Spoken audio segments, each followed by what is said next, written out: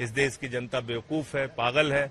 वो जानबूझ के गैस की लाइनों में खड़ी है, 7-7, 8-8 हजार रुपए का सिलेंडर खरीद रही है। अब उसकी उसके संबंध में जो पार्टी का निर्णय था वो राज्यसभा सचिवालय को अवगत करा दिया गया। मैंने ये मुद्दा पार्लियामेंट में भी उठाया था और ऐसी किसी भी कोशिश के खिलाफ आम आदमी पार्टी और हम लोग लड़ेंगे। देखिए, ये जो वैकल्पिक मीडिया है इसकी ताकत प्रधानमंत्री नरेंद्र मोदी अब समझने लगे हैं।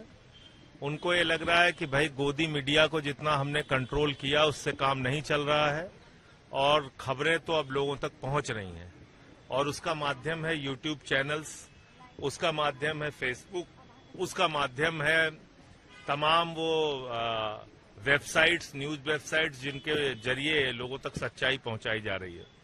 रील्स बना के, वीडियो बना के, मौके पे जाके ग्राउंड रिपोर्टिंग करके, तो उस पर भी ये रोक लगाने की कोशिश है। जिस तरह से कई चैनलों पे पिछले दिनों कार्रवाई हुई या इन्फ्लुएंसर्स पे कार्रवाई हुई, मैंने ये मुद्दा पार्लियामेंट में भी उठाया था और ऐसी किसी भी कोशिश के खिलाफ आम आदमी पार्टी और हम लोग लड़ेंगे।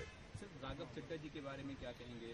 आम आदमी पार्टी ने उनको नेता से हटाया है। अब उसकी उसके संबंध में जो पार्टी का निर्णय था वो राज्यसभा सचिवालय को अवगत करा दिया गया है। सर, देश के ताजा हालात पर क्या कहना? सरकार कह रही है सब कुछ ठीक है लेकिन लोग पलायन कर रहे हैं दिल्ली से सिलेंडर। नहीं, लोग जानबूझ के गैस की लाइन में खड़े हैं घंटों घंटे और प्रॉब्लम तो कोई है नहीं। पेट्रोल पंप पे जबरदस्ती जाके हल्ला कर रहे हैं लोग। इसका मतलब सबको या तो मिर्गी का दौरा पड़ रहा है या पागलपन का दौरा पड़ रहा है।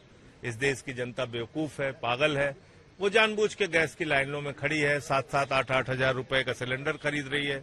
तो यही हो सकता है और तो मुझे कुछ नहीं लगा। मोदी जी ने कहा कि राहुल गांधी विपक्ष पार्टियां केवल जनता को पैनिक कर रही है, ऐसे कोई हालात है नहीं। किसने पैनिक किया? कौन बोला?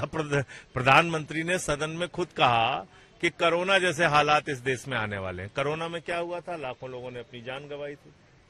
तो ये तो प्रधानमंत्री कह रहे हैं ना कि लाखों लोग इस देश में जान गंवाने वाले हैं, ऐसे हालात पैदा होंगे कोरोना जैसे। तो डराने का काम तो प्रधानमंत्री, जिस दिन प्रधानमंत्री ने स्पीच दी उनके खुद के गृह राज्य में गुजरात में आप देखिए लंबी लंबी लाइनें सूरत में, अहमदाबाद में पेट्रोल पंप्स के ऊपर लग गई। तो ये खाली विपक्ष को हर चीज पे आरोपित करना ठीक नहीं। और दूसरी बात तो ये समस्या तो प्रधानमंत्री जी ने खुद से बुलाई है ना। उन्होंने कहा साफ तौर पे कि आ संकट मेरे घर आ, गाना गाया उसके लिए। हार्मोज समुद्री मार्ग जो है, ये प्रधानमंत्री को पता था कि वहां से 60% कच्चा तेल और 50% हिंदुस्तान के जरूरतों की गैस आती थी और वो हार्मोज समुद्री मार्ग पे ज्यादातर ईरान का कब्जा है। आपने उस देश के साथ पंगा क्यों लिया? क्यों अपने रिश्ते बिगाड़े? आपकी तो परंपरागत दोस्ती थी। खुद प्रधानमंत्री ने कहा था कि ईरान के साथ उनके रिश्ते इतिहास से भी पुराने हैं, भारत और ईरान की दोस्ती। तो आप बताइए, आप खामेनेई साहब को 7वीं शताब्दी की कुरान की पांडुलिपि भेंट करके आए थे। उनकी हत्या पे कुछ नहीं बोले, 160 बच्चियों की हत्या पे कुछ नहीं बोले, 100 सैनिक करीब उनके नौसैनिक मार दिए गए उस पे कुछ नहीं बोले, जो आपके आमंत्रण पे, आपके बुलाने पे आए थे। तो इसको क्या कहेंगे आप? कांग्रेस के नेता है, उन्होंने जो वेस्ट एशिया में क्राइसिस चल रहा है इसमें सरकार की कूटनीतिक हैंडलिंग की तारीफ की, सराहना की। अब आनंद शर्मा जी ने क्या टिप्पणी की है मैंने सुना नहीं है, लेकिन सराहना किस बात की कर रहे हैं मुझे नहीं मालूम। अभी तक कुल 4 जहाज वहां से निकल पाए हैं आपके। रूस और चीन के जहाज निर्बाध रूप से उनके जरूरतों के तेल और गैस लेके जा रहे हैं। उनके जहाजों को नहीं रोका जा रहा है, कुछ यहां तक कि बांग्लादेश के जहाजों को नहीं रोका जा रहा है।